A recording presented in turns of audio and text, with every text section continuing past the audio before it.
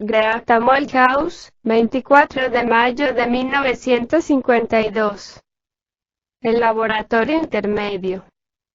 Porque este trabajo no consiste en salirse con la suya en cualquiera de los centros, se vuelve repugnante al amor propio y crea dificultades a todos. Las dificultades suelen aparecer al principio o pueden surgir más tarde, ya que las divisiones mecánicas de todos los centros resienten el trabajo. El hombre mecánico, compuesto de las diversas conexiones habituales dentro y entre esas partes de los centros, lucha para mantener su existencia y así impedir la formación del hombre nuevo que va a reemplazarlo. Para expresar esta situación más correctamente, cabe decir que muchos yo en los diferentes centros, cuyo poder está amenazado, resienten el trabajo y así crean dificultades mediante objeciones, argumentaciones, una franca negativa. Ahora bien, un hombre por su vida puede tener muchos yo mundanos, fuertes, egoístas y resistentes que quieren imponerse, y así los yo que desean el trabajo tienen pocas posibilidades de formar un grupo y volverse más fuertes. Esto significa sencillamente que el hombre mecánico asesinará cualquier manifestación del hombre nuevo. Otros, un poco mejor situados psicológicamente, por haber dudado de la vida y reflexionado con asombro a veces sobre su significado, suelen aceptar al principio el trabajo hasta cierto punto, de modo que una diminuta cosa viviente empieza a manifestarse en ellos. Este es el comienzo de una nueva manera de pensar y sentir. Entonces surgen las dificultades. Pueden suceder tres cosas. La diminuta cosa viviente, que es el comienzo del hombre nuevo, se marchita porque carece de profundidad o de suelo. O el hombre mecánico lo mata por violencia como Herodes mató a los niños recién nacidos, en la esperanza de destruir a Cristo. O, tercero, el hombre revaloriza el trabajo y empieza otra vez. Ahora bien, hablemos de los tres laboratorios que están en el hombre y en particular del laboratorio intermedio, donde el asesino puede entrar y destruir a menos de ser vigilado. Elige como un ladrón el momento en que el hombre no está despierto. No me refiero aquí al sueño literal. Sabemos gracias al diagrama de los tres alimentos del hombre y su transformación, que hay tres laboratorios de transformación en nosotros. Estos transforman las materias groseras en materias más sutiles. Debemos entender que si comen un bistec este no puede pasar, digamos, al cerebro, tal como es. Tiene que ser transformado en materias más sutiles. Ahora bien, por regla general, solo se habla del laboratorio intermedio. Esto se debe a que es aquel más sujeto a ser dañado. Pero todos pueden ser dañados. La primera transformación del alimento, simbolizada por la cifra 768 que es cambiada en 384, se lleva a cabo en el laboratorio interior o más bajo. La cifra 768 denota todas las sustancias que el estómago y los intestinos del hombre pueden digerir.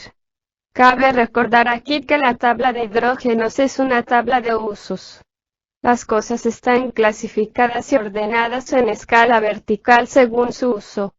Por ejemplo, cualquier cosa que pueda ser usada por esa forma de alimento, que el hombre digiere en su estómago e intestinos es denominada 768. De este modo, sustancias de la más diversa clase son llevadas a una relación, que a primera vista parece asombrosa, mediante este método esotérico de clasificarlas por su uso.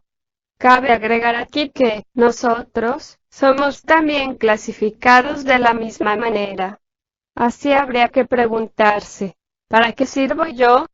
Pues bien, si algo anda mal en el primer laboratorio, y ocupémonos solo de esa parte llamada estómago, como, por ejemplo, un alimento equivocado, demasiado alimento, exceso o escasez de ácido clorhídrico, fermentos débiles o faltantes, enfriamiento y un centenar de otros factores, entonces se produce una interferencia en la transformación de 768 en 384. Toda la octava de alimento que empieza desde el pasivo 2768 y procede mecánicamente por sucesivas transformaciones hasta Si12, se verá hasta cierto punto afectada. Pero a este respecto nos dicen que podemos acostumbrarnos a comer mucho menos alimento y que tenemos un apetito artificial y que sentir hambre es en gran parte una cuestión de hábito, lo cual no refleja las verdaderas necesidades del centro instintivo. Cuando se practica una dieta de hambre, la disminución de este apetito artificial al segundo día se experimenta claramente. No hablaré más aquí de los trastornos que se producen en el laboratorio inferior, excepto para decir que tanto en la primera fase de la digestión en el estómago ácido, y tal vez más en estos días, en la segunda fase de la digestión llevada a cabo en el duodeno en un medio alcalino, las persistentes emociones de ansiedad y temor, tan características en el hombre moderno, pueden hacer que los jugos digestivos digieran las paredes vivientes que los contienen, y hasta provocar una perforación. En otras palabras, presos de esas emociones negativas, el hombre comienza a comerse a sí mismo. Nos referiremos ahora al laboratorio intermedio, que es nuestra principal preocupación. El trabajo que se lleva a cabo ahí es de clase más sutil.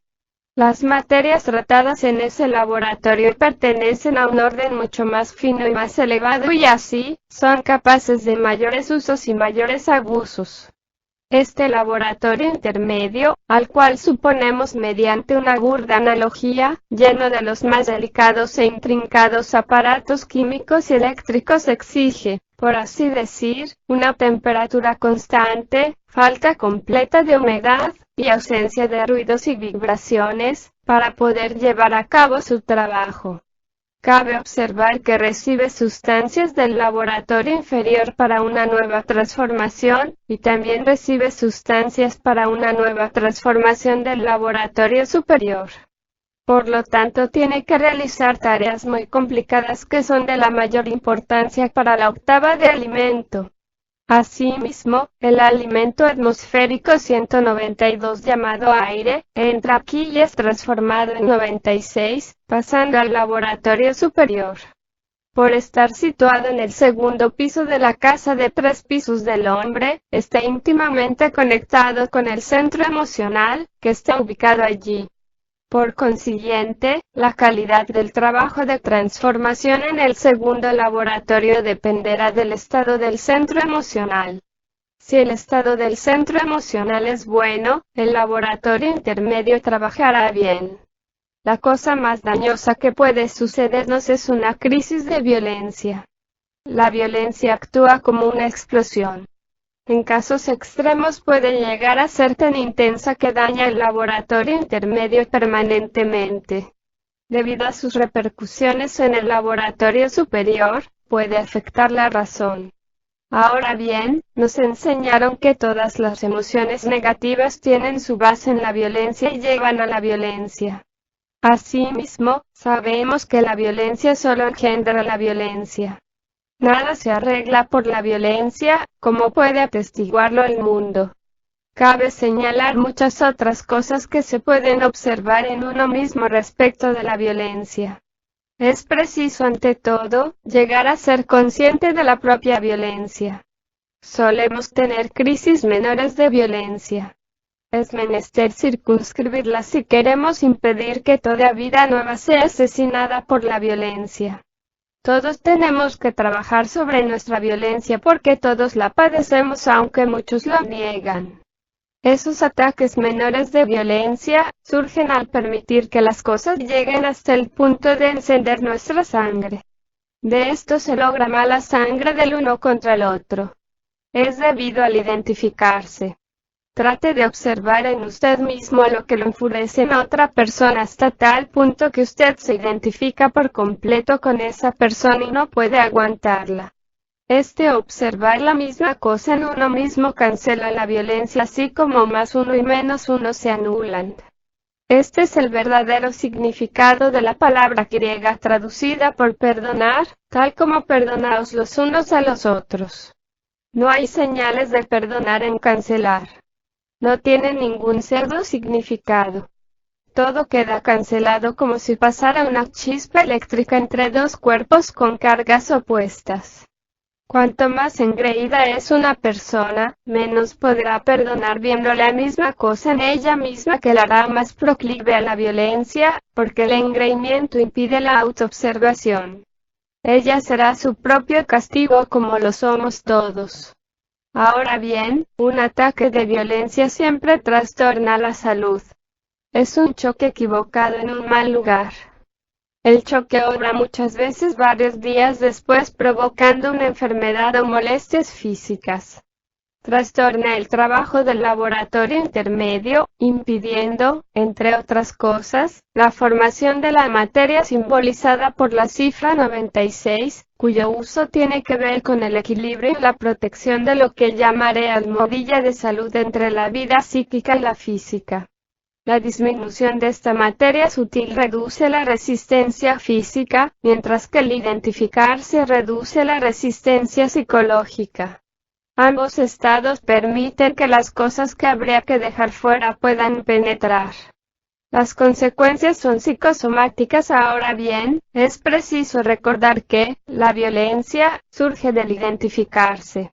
Si pudiéramos recordarnos a nosotros mismos, esto es, sacar a voluntad nuestra conciencia de las cosas vida, no nos identificaríamos y así no seríamos violentos.